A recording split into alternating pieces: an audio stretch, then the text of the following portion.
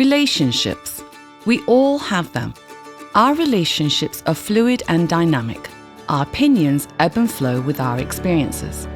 In our personal lives, these relationships can make us happy or sad, excited or depressed. They make an imprint on us and we form an opinion.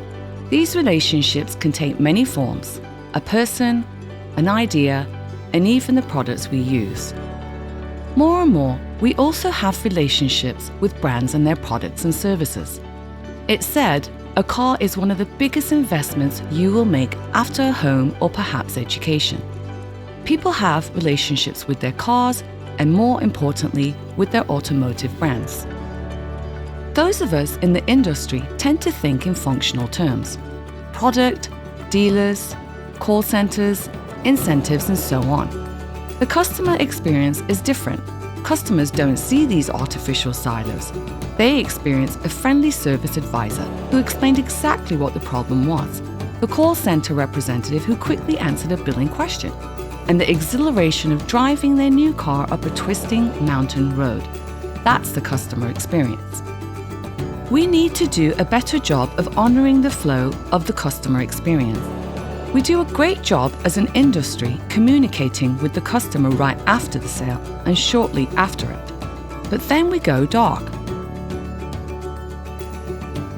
Why do we let that relationship drift? Don't we want to keep in touch with customers? Except for the occasional service contact and perhaps some promotional information, we don't really seem to care about them anymore. They haven't stopped thinking about us. They drive our vehicles every day. They service at our dealerships, contact our call centers, and hear about us in the media. During each contact with the brand, something can go right or horribly wrong. Why aren't we talking with them to understand what's really going on? Why aren't we connecting with them? Maritz research set out to understand the moments of truth in a customer's ownership experience. From consideration, shopping, ownership, to end of term, we wanted to understand the experience from the customer's perspective, not from our industry silos. Today, we would like to share 4 stories of moments of truth. These are actual examples where a brand either made it or fell short. Sometimes a customer has an experience that is so positive their loyalty is unquestioned. The reverse can also be true. These are their stories. These are their moments of truth.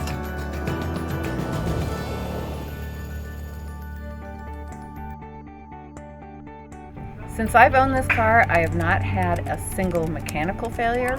I've never been broken down on the side of the street, and it's been 7 years. That's why I love this Toyota. That may be reason enough for Lisa to love her car now, but she bought it 7 years ago for other reasons. A lot of the SUVs drove like trucks, and this car really drives like a car. Plus, Lisa needed space for trips to the beach with her son or driving his football friends. And she needs space for a smaller passenger, too. You like to go for rides, don't you? I like to call it the grasshopper because when I look at it and I see the wheel well at the back, it just sort of looks like the hind legs of a grasshopper. And it's green. My friend just bought a RAV4, which is supposed to be really nice. Even though buying her car was a breeze, she never heard from that dealer after the sale. She gets service from a dealership a few miles closer to home, and they have no idea she's in the market for a new car. I think my dealer should be calling me right now because they know how old my car is. They service it on a regular basis. So they would, I'm assuming they're smart enough to know that after 7 years, somebody might be willing or might be thinking about a new car, at least upgrading. But they haven't asked me. You know, we're looking for a car that's practical. We're looking for a car that's safe. The first 2 things out of his mouth are what color and do you notice how cool the radio is? David didn't have much luck at dealerships when he bought his Honda in 2008. See, but that's a 4-cylinder also. He researched on the internet with his wife Anita and even visited a handful of dealerships and ended up buying a car online. Good job. Let me have the stick. Go ahead and hop in.